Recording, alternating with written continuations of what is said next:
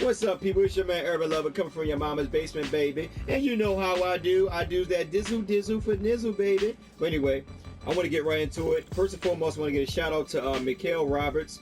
Thank you, brother, for chiming in and giving your opinions and your thoughts and stuff like that. Like I said, at the end of the day, this whole channel is basically for a Laker discussion. Other people from other fans basically could definitely chime in if they want to, as long as they're respectful of us. You know what I mean? As we be respectful of them. Now, with that being said, Mikhail asked me, said, we was chopping up in the comment section. He was like, Urban, Larry Nance playing decent. How do you feel about Larry Nance starting over Julius Randle? So I said, well, instead of me making replying back in the comment section, because one thing about me, I like to talk. And I feel like the video has helped me because sometimes I can write long essays and, a lot of times most individuals ain't reading all of them. I mean, they rather listen to, you talk over YouTube channel than you actually writing it, or even showing links. So I figure, like, whenever people make a comment pertaining to LA and their own opinions and stuff like that, I'm gonna definitely drop a video because it's a beautiful thing for other individuals to get an opportunity to chime in and basically hear what others are thinking. So with that being said, Mikhail Roberts, once again, shout out to you, brother. Thank you for the comment, and this is a video for you and for anybody that want to chime in. So with that being said, me seeing Larry Nance starting over Julius Randle, nah, I'm sorry. I like Larry Nance. I'm a big Larry Nance fan. I mean, if anybody follow me on Urban Lover 777, when I be on Mike from Laker Talk, I used to get in the comment section and talk real highly about Larry Nance, and me and Mike used to go back and forth about it. And I used to tell, I said, Larry Nance gonna outdo Julius Randle. I used to say that like last year. I said, I'll do him. And at the time, I was real frustrated with Julius Randle. The thing is, Kentucky's like one of my college teams that I used to watch back in the days. And I was kind of happy they picked up Julius Randle, but he didn't really show me nothing that he did in college. I mean, he still rebounded, and he didn't. I mean, his defense is still subpar, but his defense was even better in college. But it was like mediocre in Los Angeles, since he came to the NBA level. With that being said, he was making me frustrated last year because he only had really one really offensive move, and that was his left, drive in the lane. He didn't have a jump shot. When he first started out, it was okay, but then teams started acknowledging it, scouts started picking it up. So their strategy was like, let's clog up the paint, keep Julius Randle from coming in the paint to layup. So Julius Randle had to fight for all his possessions. Like when he got an offensive rebound or when he go to the paint, he had to fight for it. And based on his body strength, he could actually, bully them guys out of the paint. But also would lead to fouls and stuff like that, offensive fouls and a whole lot of crazy things, him getting stripped and all that. And then to be players wide open he wouldn't pass to. But after the All-Star break, he started, playing a little bit better, a little bit under control. He was doing more passing than actually taking shots, which I think was kind of cool because he didn't have a jump shot, so he was getting others involved. So that was kind of wonderful on my aspect of watching him.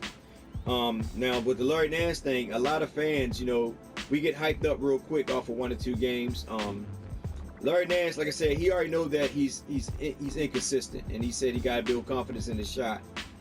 The first 2 games he did tremendous. The third game he was kind of like a no-show. He played pretty good defense, but he was like no-show in the offense. And to be honest with you guys, if it was just Larry Nance and Russell on the team, and Russell had to carry that team, and Larry Nance would like show up every other game or every other third game or something like that, we would not win a lot of games. Now with Julius Randle, it'd be a little different. You know what I mean? We probably would win more than we would if Larry Nance was starting. Now another thing is too, I want to also make sure that we're not being biased, and that's like not throwing no hammers at nobody. But I just want to make sure y'all understand this and make sure that we're clear with this. Keep in mind, Larry Nance is playing in the summer league. So you're getting to see some of his game from him being, practicing throughout the summer after the the last season that just passed. Whereas Randle, the word is, and he also had a video out on Twitter where he's working on his jump shot, working on his low post game, working on his defense. With that being said, Larry Nance has an advantage only because most people are seeing him right now in the summer league.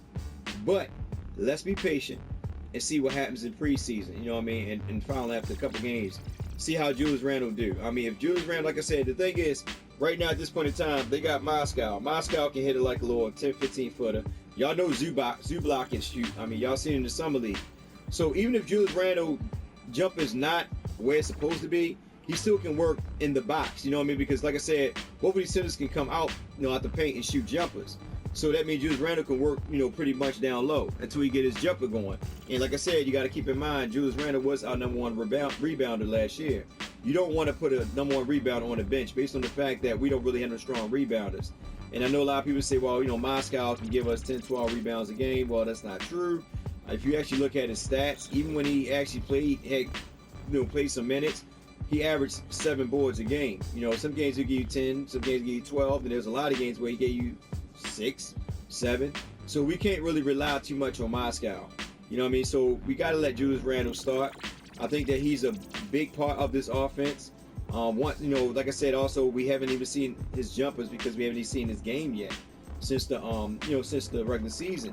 So until we get real hyped to say, let's go ahead and start Larry Nance, we should at least give Julius Randle the benefit of the doubt. Let's see this man's game first before we start making conclusions or deciding that okay, Larry Nance should start over him.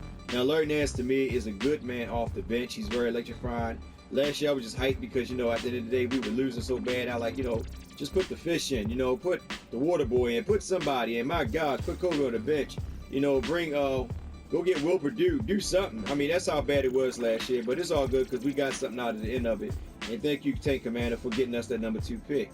So, me, like I said, I would definitely go with Julius Randle. Larry Nance is a good man coming off the bench. He gives you that energy. He's raw. The only thing about it, I still see inconsistency in this game. As in the Golden State game, where it was a game where they playing against some mostly younger players who's trying to get in the NBA, and this is an opportunity. That was an opportunity for him to take full advantage because D'Angelo Russell had to carry that team. Really, nobody was really doing anything. I mean, we had the second unit in a lot, so they were trying to see the second unit, see what they were doing. So I give him that nod only because of that. But he didn't really do anything else. Play defense, didn't really help score. Had a couple turnovers here and there. But it is what it is. We had those games sometimes. Now, one thing about, like I said, Randle is he always been consistent. He always been a big rebounding machine. We don't have a rebounder. You got to start him. I'm just hoping that Julius Randle worked on his defense because he got to work on that low post defense. He got to work on, playing man to man. He just got to work on his defense, period. I think a lot of those guys actually slacked off based on the fact that we just looked terrible last year and they wasn't really getting into the flow of the game. So I will give him that benefit of the doubt. But I would definitely start Julius Randle over Larry Nance. Larry Nance can come off the bench, hype the crowd up, get a couple dunks in there, hit a couple jumpers, go back on the bench. Larry Nance can be your Iguodala, like the Golden State Warriors. Everybody does not have to start. You can actually have a guy come off the bench and still get good quality minutes, especially if he's sufficient in helping the team win. So with that being said, it's your man Urban Lover. Like, share, and subscribe. Get in the comment section. Tell me what you think. Do you guys think that Larry Nance should start over Julius Randle? You know what I mean? And once again, Mikhail Roberts, kudos to you, brother. Thank you for dropping that comment. This video is definitely for you. Y'all guys be safe out there. Much love. Have a blessed day.